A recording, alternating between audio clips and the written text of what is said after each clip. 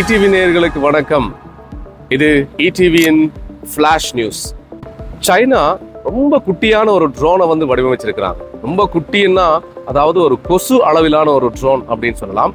இதனுடைய நீளம் 2 சென்டிமீட்டர் தான். இதனுடைய பாரம் அப்படின்னு பார்த்தீங்களா இருந்தா 0.3 கிராம். 0.3 கிராம்ல இந்த ஒரு குட்டி கொசு அளவு ஒரு ட்ரோனை வந்து வடிவமைச்சிருக்கிறாங்க சைனா. ஸோ இது ஒரு வேவு பார்ப்பதற்காக வடிவமைக்கப்பட்ட ஒரு ட்ரோன் அப்படின்னு சொல்றாங்க. இது இவ்வளவு சின்னதா இருக்கிறதுனால ராடர்கள்ல இருந்து மிக இலகுவாக இது தப்பிச்சு போகும் அப்படின்னு சொல்லப்படுகிறது. ஸோ எந்தளவு ஒரு டெக்னாலஜி அதிகமாக இருக்கக்கூடிய ராடாரா இருந்தாலும் இந்த குட்டி ட்ரோனை வந்து கண்டுபிடிக்கிறது ரொம்ப கஷ்டம் அப்படின்னு சொல்லி அறிவியலாளர்கள் சொல்றாங்க.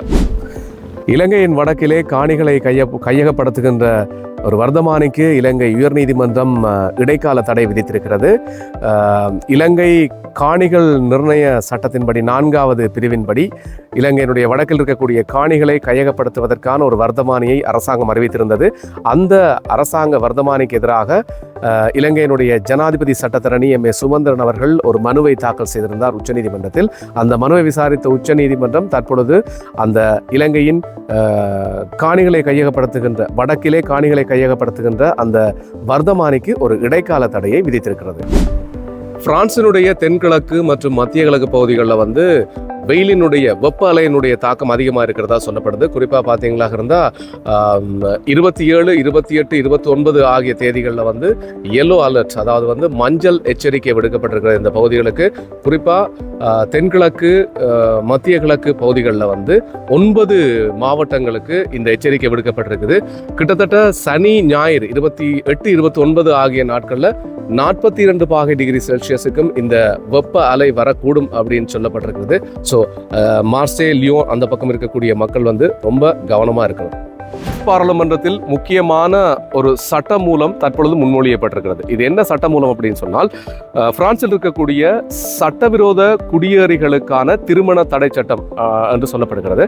குறிப்பாக வந்து பிரான்சில் இருக்கக்கூடிய விசா இல்லாதவர்கள் திருமணம் செய்ய முடியாதீங்க. அதாவது இந்த தடை சட்டத்தை வலதுசாரிகள் கொண்டு வந்திருக்கிறார்கள். ஏற்கனவே இது செனட்ல வந்து வெற்றி பெற்றிருக்கிறது. இப்பொழுது பாராளுமன்றத்தில் முன்மொழியப்பட்டிருக்கிறது இந்த சட்டவிரோத குடியேறிகளுக்கான திருமண தடை சட்டம். இந்த தடை சட்டத்திற்கு ஒப்புதல் அளிக்கப்பட்டால் பிரான்ஸ்ல விசா இல்லாத யாரும் விசா இருக்கக்கூடிய இன்னொருவரை கூட திருமணம் செய்து கொள்ள முடியாது அப்படின்றதான் இந்த ஒரு சட்டம்.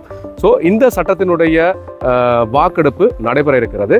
இந்த சட்டம் நடைமுறைக்கு வந்தால் இது பிரான்சில் இருக்கக்கூடிய வலதுசாரி கட்சிக்கு ஒரு மிகப்பெரிய ஒரு வெற்றியாக அமையக்கூடும். 26ஆம் தேதி வியாழக்கிழமை இஸ்ரேலினால் காசா மீது நடத்தப்பட்ட தாக்குதலில் 18 பேர் கொல்லப்பட்டதாக சொல்லப்படுது. காசாவினுடைய முக்கியமான ஒரு நகரமான டெய்ர் அல் ஃபலால பாதிக்கப்பட்ட மக்களுக்கு இலவச உணவு வழங்கப்பட்டு கொண்டிருந்த போதுதான் இந்த தாக்குதல் நடத்தப்பட்டதாக சொல்லப்படுது. இந்த தாக்குதலில் 18 பேர் உயிரிழந்திருக்கிறாங்க. அது மட்டும் இல்லாமல் இந்த தாக்குதலின் போது சஹ்மின் அப்படின்னு சொல்லக்கூடிய ஒரு குழுவினுடைய உறுப்பினர்கள் 7 பேரும் கொல்லப்பட்டிருப்பதாக சொல்லப்படுகிறது. இந்த சஹ்மின் குழு அப்படின்னு சொல்லப்படுவது வந்து ஹமாஸ் அமைப்பினால் இந்த இலவசமாக வழங்கப்படுகின்ற உணவுகளை திருடி விற்பவர்களை கண்காணிக்கின்ற ஒரு குழுவாக இருந்து வருகிறது. ஸோ இந்த குழுவை குறிவைத்து தான் இந்த தாக்குதல் நடந்ததாகவும் சொல்லப்படுகிறது. இதற்கான எந்த ஒரு பதிலையும் இஸ்ரேல் இதுவரைக்கும் சொல்லவில்லை. மாறாக அவர்கள் சொல்லியிருக்கக்கூடிய விஷயம் என்னன்னா, இலவசமாக காசாவில் பாதிக்கப்பட்ட மக்களுக்கு வழங்கப்படுகின்ற உணவுகளை ஹமாஸ் தங்களுக்கு பயன்படுத்துகிறார்கள் அப்படின்றதான் அவர்கள் சொன்ன ஒரு செய்தியாக இருக்கு. 2025ஆம் ஆண்டுக்கான பெஸ்ட் பாரிஸ் பக்கெட் அவார்டு கடந்த வாரம் இந்த போட்டி நடந்தது. இந்த போட்டியில வந்து 2025க்கான இந்த அவார்டை மிக்கேல் ரிடல் மற்றும் ஃப்ளோரியன் பிளேஸ் ஆகிய இருவரும் தட்டி சென்றிருக்கிறார்கள். அவர்களுக்கு வாழ்த்துக்கள். 2024ஆம் ஆண்டு உங்களுக்கு தெரியும் இந்த பகட் அவார்டு ஒரு ஈழத்தமிழருக்கு கிடைத்திருந்தது. தர்சன் செல்வராஜா என்று சொல்லக்கூடிய ஒருவருக்கு தான் இந்த 2024ஆம் ஆண்டுக்கான பெஸ்ட் பாரிஸ் பகட் அவார்டு கிடைச்சிருந்தது. ஸோ இந்த முறை வந்து 187 பேக்கரிகள் பங்கு பெற்று இருந்தாலும் அதன் மூலமாக ஒரு பேக்கரியை சேர்ந்த 2 நபர்களுக்கு இந்த 2025ஆம் ஆண்டுக்கான பெஸ்ட் பாரிஸ் பகட் அவார்டு கிடைச்சிருக்கு. இந்த ஒரு வருஷத்துக்கு எதிர்வரும் அடுத்த ஜூலை வரைக்குமான பிரெஞ்சு பிரசிடென்ட்டுக்கான பகட் அனைத்துமே இனி அவர்களிடமிருந்து தான் போகும்.